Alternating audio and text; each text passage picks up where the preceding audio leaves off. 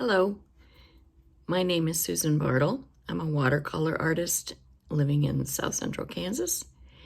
I've created a little video watercolor workshop for the Heston Public Library in Kansas, and I wanted to share with them and with you, anyone else interested, this little fun project, creating a nice greeting card, watercolor greeting card for spring, featuring tulips, and also an exploration of how watercolor works and how color mixing works. So I'm gonna move my camera down a little bit so that we can continue on. I'm going to tell you a little bit first about the products we'll be using, the things that are essential for watercolor. The first thing would be the paints. I paint all my paintings with a limited palette. I use these three colors. The three colors are Winsor Blue Green Shade. These are all Winsor Newton paints. Winsor Blue Green Shade, Permanent Rose, and Winsor Yellow. And I feel like with these three colors, I can get pretty much any color of the rainbow. I think of them as matching the colors of printer ink. So if you think about 4-color printing, this would be the cyan, magenta, yellow. We're missing the black, but we can also mix a very nice black with these three colors. It does take a little bit of work, but you know. We've got a brush. This is a number 2 probably. It doesn't really say on it. The important thing about a watercolor brush is that it holds a decent amount of water, but more importantly, that it comes to a really good point. This is a round brush, suitable for painting many things. And then there's the paper. And the paper we're going to be working on today is Arches 140-pound paper. Probably the most important thing in having a really good outcome when you are experimenting with watercolor is to use a good paper, because if you don't use a good paper, you will not be happy with the results of your efforts. I like to paint on these watercolor blocks. This one is a 7x10 watercolor block. They're sheets of paper that are glued into a block. You take them apart when you're finished by removing them here. But this keeps the watercolor paper from buckling. So if you decide you like watercolor, this might be a good option for you to consider. Okay, those are the most important things. We need, of course, also clean water. And it's important to change your water as often as you can to keep the colors pure. We're going to be using some paper towels to sometimes control if we make a mistake. We can dab things out. If we have too much water on our brush, we can use this to absorb some of it. Sometimes we might have too much paint on our painting, and we can dab it out a little bit. I like to use these Viva paper towels because they don't have a design in them and they're nice and soft and absorbent. The other thing that we'll be using to start our project here is some transfer paper. I like to use this Sally's Serral. Let's see, what's it called? Sally's Serral Artist Graphite Paper. And here's the important part: wax free. Other transfer papers that I have tried leave a waxy residue that is impossible to erase. So other things we'll talk about a little bit later, because this watercolor paper that we're using is cut to the size that it makes a very nice greeting card. And so I will tell you about how to make a greeting card out of your watercolor when we finish, so we'll talk about those items a little bit later, about how to put this all together when you're done with your painting. The size of this piece of paper that we're using here is 3.5 inches by 4 3/4, and that, as you can see, fits very nicely into a cards. This is an 8.5 by 11 cardstock cut in half. So this frames it really nicely here. Okay, to get started, if you picked up a packet from the Heston Public Library, you will also have this instruction sheet, and it will have the little design already on here for you, so that you don't have to create it yourself. If you do create it yourself, you'll notice that this is just divided into parts here, with the same design repeated over and over again here, and size, so that it fits the 3.5 by 4 3/4 size that we want. So you want to take your sheet of paper like this, and what I do is I tape it to the back of my paper, holding it up to the light so I can see that it's exactly matching that shape. So here's my little bit of tape. I don't know if you can see that. Then I take my transfer paper, and this is a sheet of very well used transfer paper. You can see it has a dull side and a shiny side. Put the shiny side down, or the graphite side down, under there, and then with a ballpoint pen like this, you draw around the shape, pressing firmly, and transfer all these designs onto your piece of paper. If you don't have or want to buy the transfer paper, by the way, if you live in the Newton area, Anderson's Office Supply in downtown Newton sells them by 1 sheet. So that's a handy place to get just 1 sheet of transfer paper. So as you can see, my design has been transferred to the paper. So now the fun starts. Okay, we're going to activate our paints first of all. I'm going to move my water a little bit out of the picture there. Okay, so what we do is we get some water on our brush, like so, and just drop droplets onto the different colors. And notice I'm not touching the paint, I'm just activating the paint, because I don't want to cross-contaminate my colors. So the first row of tulips has as its base the yellow paint. We're gonna, excuse me, we're going to be doing what we call wet into wet painting. So what we want to do is carefully paint with just clean water, no pigment yet, the outline of that first tulip in the upper left corner. So I'm going to show you here in a minute what that looks like. You can see that it shines a little bit. It's wet. It's shiny wet, but not too puddly. And if it is too puddly, then I dab my brush on my paper towel and I wick a little bit up, dabbing my brush in between so that it's just the right amount of water on that. And you'll get a feel for this as we go along, because we're going to be doing this a number of times.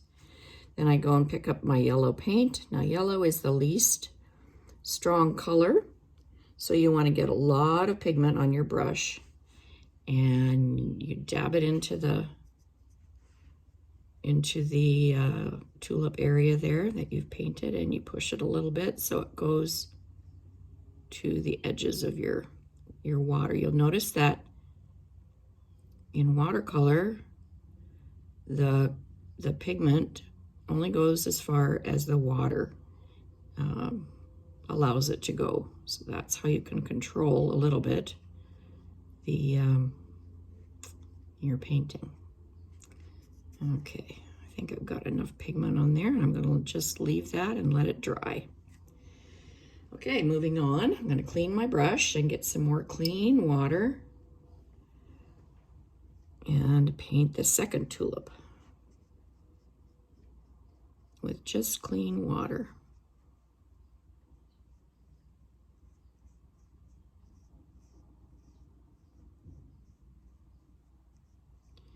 All right, there we go.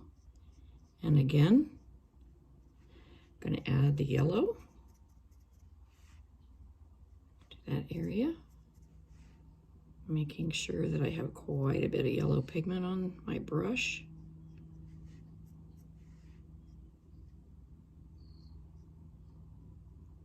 Looks like I got very puddly on this one, so I'm going to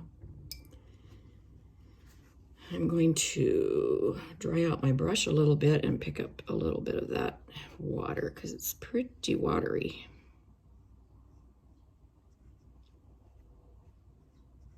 Okay, that looks about right. Now I'm going to clean my brush, and I'm going to get into my red paint. And in this painting, we're imagining that the light source is over here. So we're going to put some red paint into the shadow area of, which would be this lower left portion. We're just going to drop it in right there.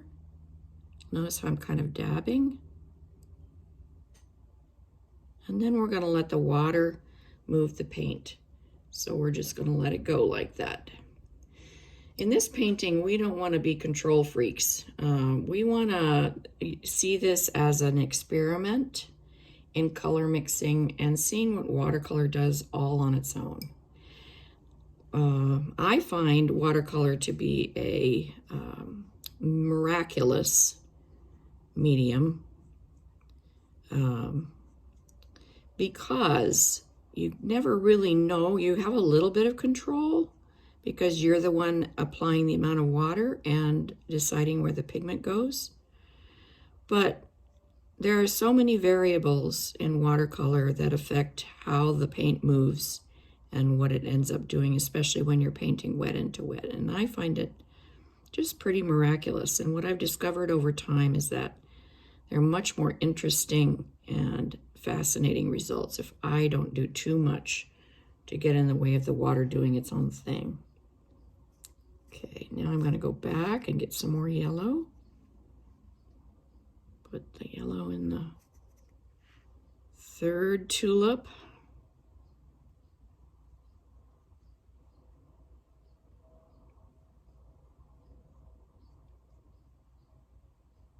Notice we're only painting the flower portion. We're going to wait till this all dries before we do the stems and the leaves.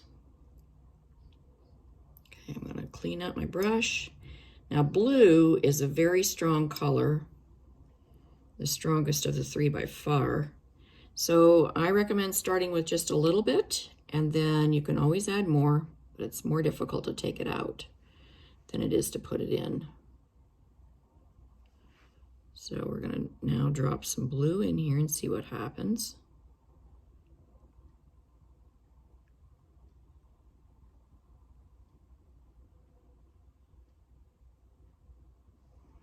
Okay, let that move the way it wants to go. All right, we got one more in the yellow row. So again, we'll paint with clean water.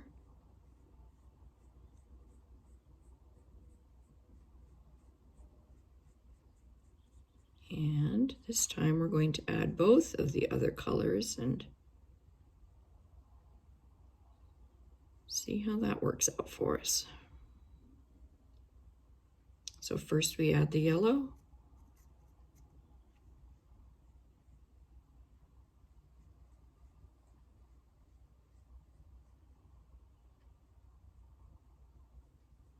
Okay.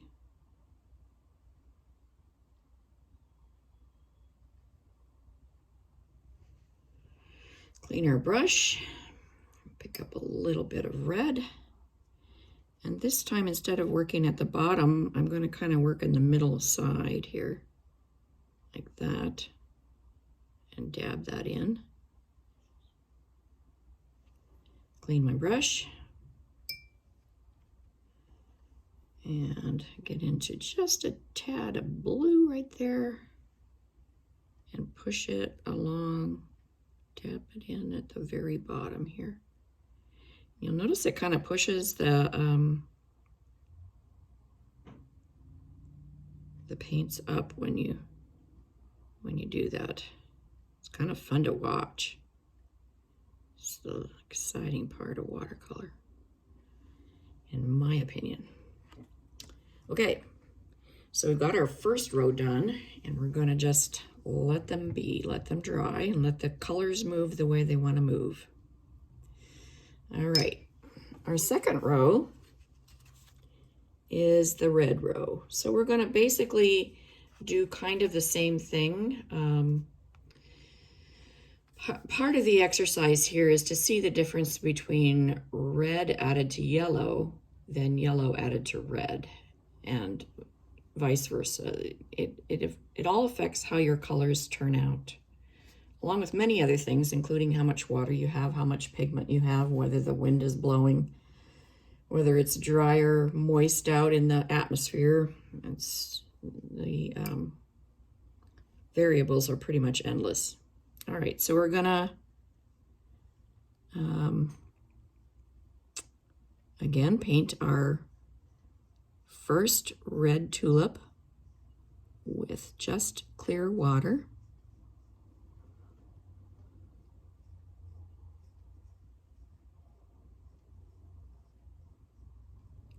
And get into our red paint and drop that in, making sure it's moved to the corners. Edges, I should say, not really corners.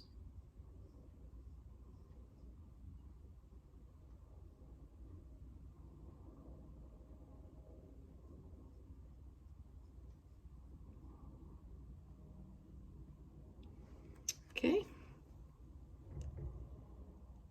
And second one, clean water. Looks like I got a hint of pink in there.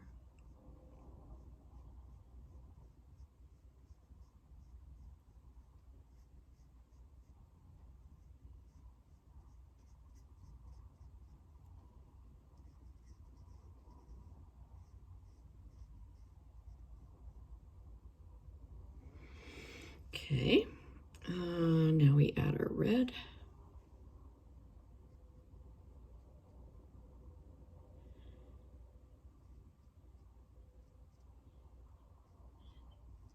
Okay, now in this case, because yellow is our quote-unquote sunshine color, and red would be considered more of a shadow color in comparison to yellow, we're going to add the yellow paint to the sunny side. So we clean our brush, make sure you get lots of yellow pigment on your brush, because yellow, like I said, is the least strong color. And we're going to add it here to this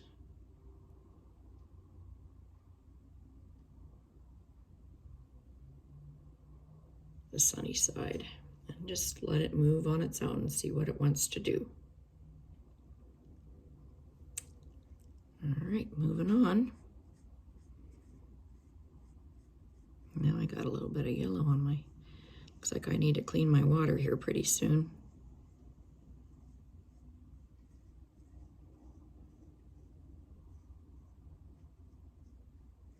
Okay. Again, we'll paint it red.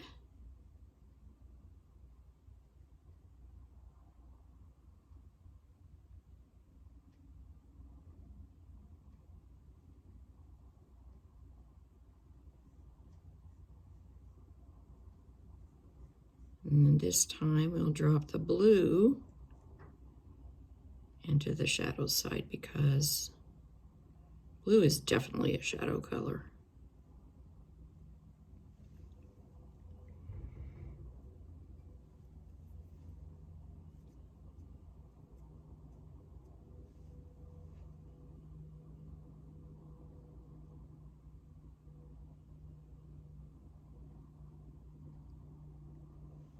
All right, I'll let that move the way it wants to go. And one last, I have another glass of water here. I'm gonna swap that out. All right.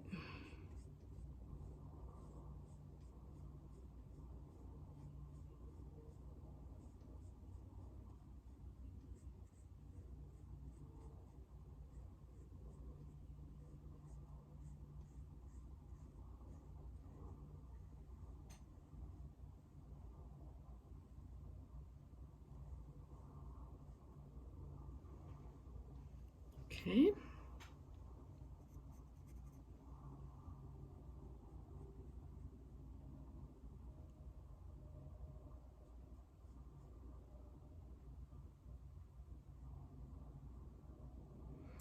When I was painting these, I realized with the coming of Easter, they also resemble broken open eggshells. So I'm ready for Easter and spring. I don't know about you guys, but okay, here's where we're going to add both colors. So we're going to add yellow to the sunny side.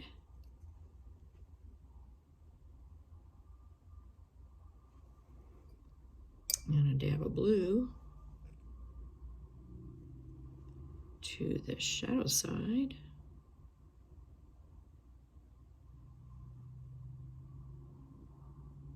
We'll see how that blends together.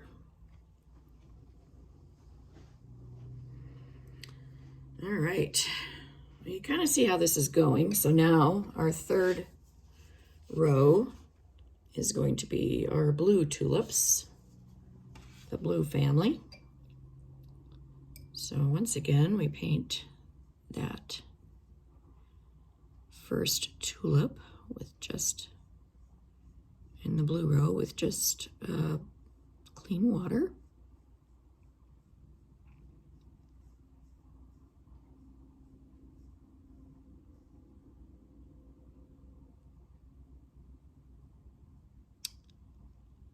And as blue is our strongest color, we're going to start light. You can always add more, but you could easily make this blue so dense, so have so much pigment that you could barely see the other colors added in. So we're going to keep it kind of light like this.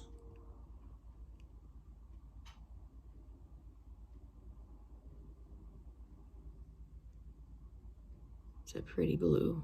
I love it.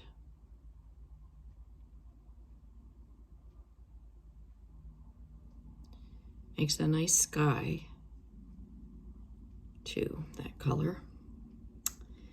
All right, and we're going to add the yellow to the sunny side.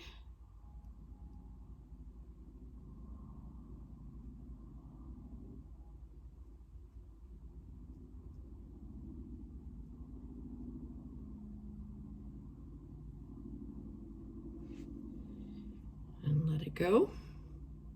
Oh, I did that wrong. This is supposed to be the blue only, so this is a good example of dabbing out And you can see most of it's dabbed out there. So this was supposed to be my only blue one, not my, I got the first and the second one mixed up. How to Fix Mistakes by Susan Bartle. Now this is going to have a little bit of a yellowish tone to it because I messed it up. Okay, but it'll work.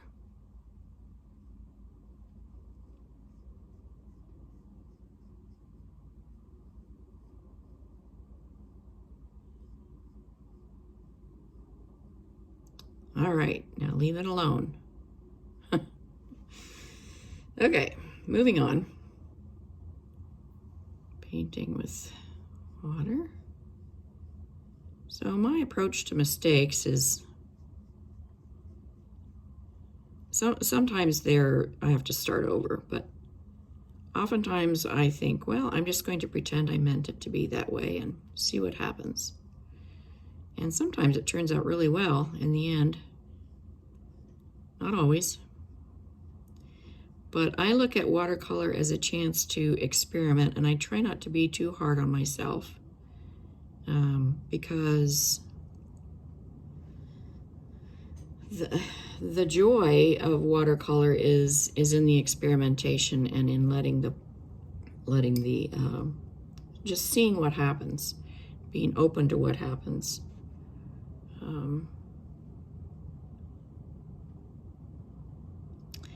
The other thing I will say about watercolor is that if you make a mistake, I got too much water on this one, so I'm wicking some out.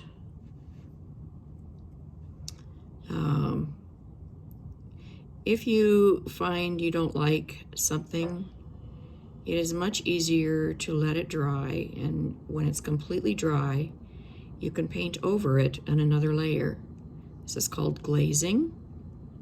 And watercolor, these colors in watercolor, these ones that we are working with here today, are transparent, so you can layer colors, and it's a little bit like layers of stained glass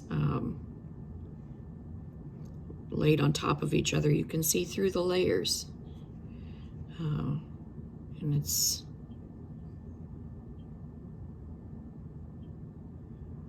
kind of a cool thing.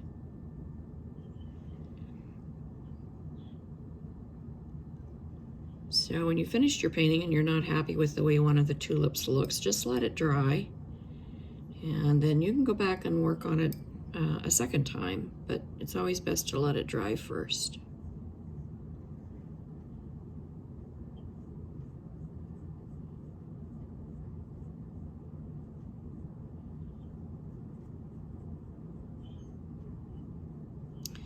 And you can never tell until a watercolor painting is completely dry what it's going to look like.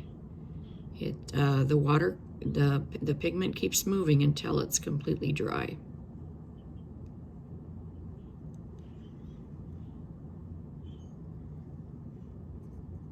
It also dries lighter than it looks when it's wet. So keep that in mind too.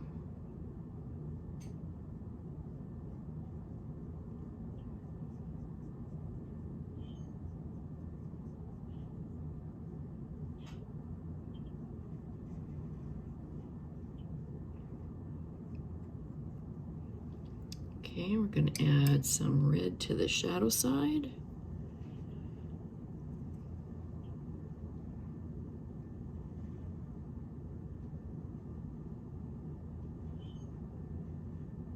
Pretty, pretty.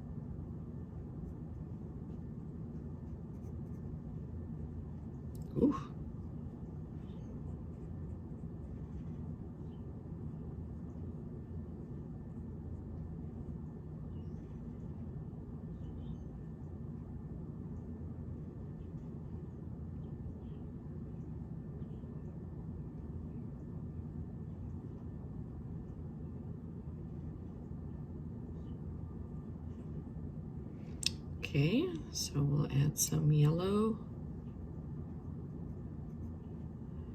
to the sunny side and a little bit of red to the shadow side.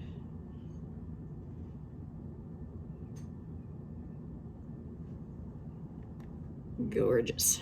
All right. Well, you can kind of see on my painting, if I hold it up and let the light shine on it, that things are still pretty wet, and it'll take a while for them to dry. So I'm going to try and show you how to do the rest of this painting here. I know that this one, you can tell, I can still feel that it's a little bit damp. When I do like this, it feels a little bit on the cool side. But these four here are fairly dry. I can also tell by the way they reflect the light. So I'm going to show you how to do the leaves.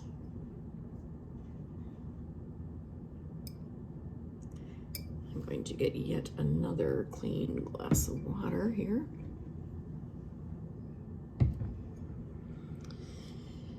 All right, so we're going to paint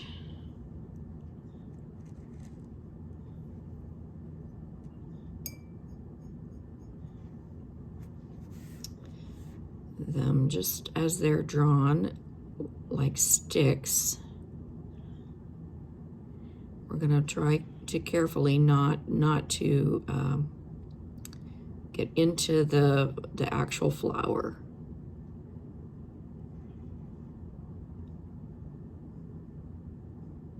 Okay, so then we're going to add yellow to that.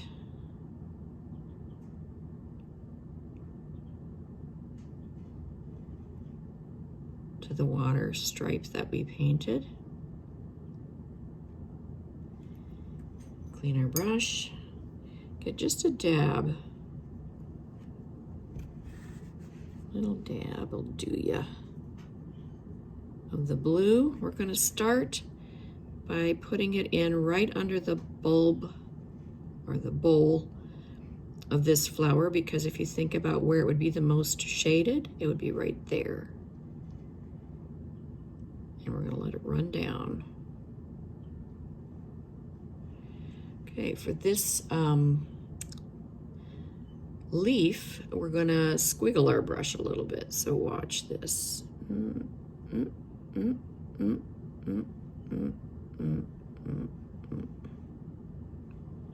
Just make some little squiggles.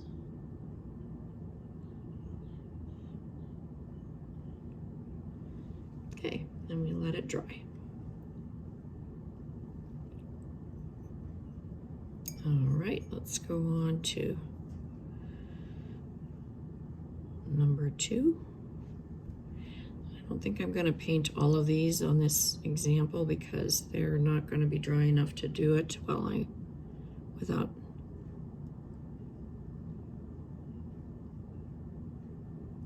You can take your time and let it completely dry before you do this part. Paint it in yellow.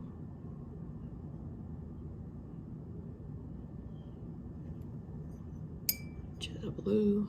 Whoops, too much water. Float it from there. Squiggle.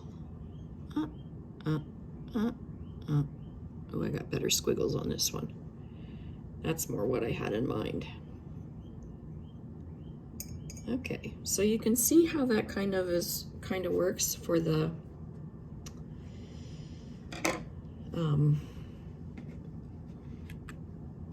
for painting the leaves in the stem.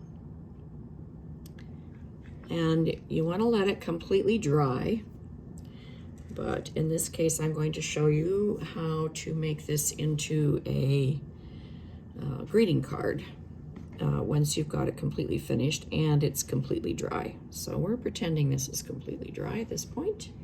We'll set that aside for a minute. So here,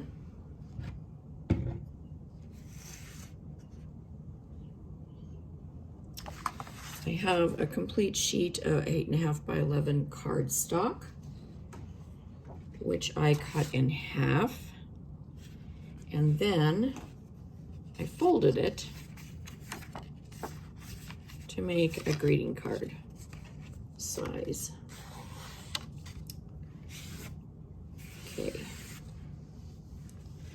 So you can cut a sheet of complimentary paper. I happen to have this construction paper, but any kind of paper would do.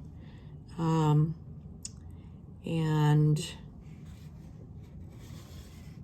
this would be cut to 3 3/4 by 5.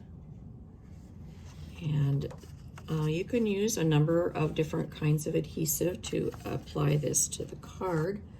I like to use rubber cement, and I'll show you why here in a minute.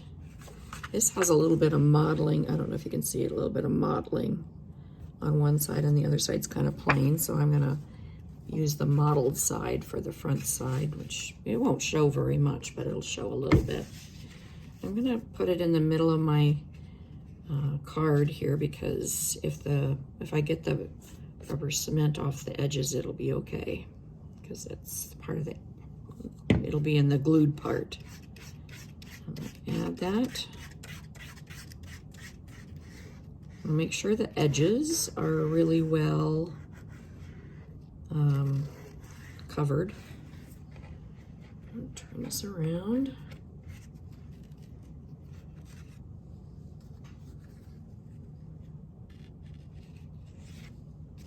Do this part.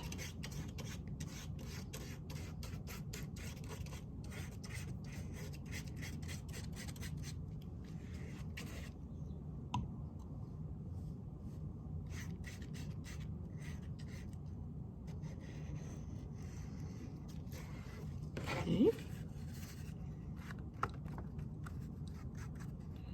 Redo my corners, my edges. Good. All right, now I don't have to measure. I can just eyeball and see how this is gonna, and I can squish it like this. You see, it moves, and I can move it around without having to get it right the first time. When it's wet like this, the edges, at least on this construction paper, do turn a little dark. Don't worry if there's some that bleeds out into your card. You can clean it up with either, just with your finger rubbing it, but wait till it's completely dry before you do that. So I've got that one down. And then I'm going to, I think this is dry enough. I don't know if you can see, but there's still one tulip there that's pretty wet. But so I'm going to just show this as a pretend idea. Pretend that I have completely covered the back as I did this with my rubber cement. And then I would frame it with just a little border of that blue showing like that. Sometimes I put these under books or something to just flatten them and make sure they dry really well before I go on. And make sure you put them in the right way. I've done them upside down before, and then you have to redo them. So then you can get what they call an invitation size envelope or an A2 envelope, and they would fit right in that envelope, and you would have a lovely card to send to someone else. Or it also makes a nice frame just for yourself, if you want to keep it for yourself. Here's an example of another one I did with a little bit different design, and it's a horizontal instead of a vertical instead of a horizontal, and it only has 3 tulips in a row. And you can see again the nice complementary color there of the paper. And of course this one that I used, that I showed you in the beginning. So those are some things you can do with your, or you could just take this painting itself and find a little frame for it, and or I don't think it's quite greeting card size, postcard size, but if you wanted to paint it postcard size, you'd want to check with the USPS website and see what their requirements are for postcards. But it would certainly make a much more appreciated gift or card than something you'd find in the card rack at your local store. Much more personal and very beautiful, if I do say so myself. Hope you've enjoyed this little tutorial. Bye.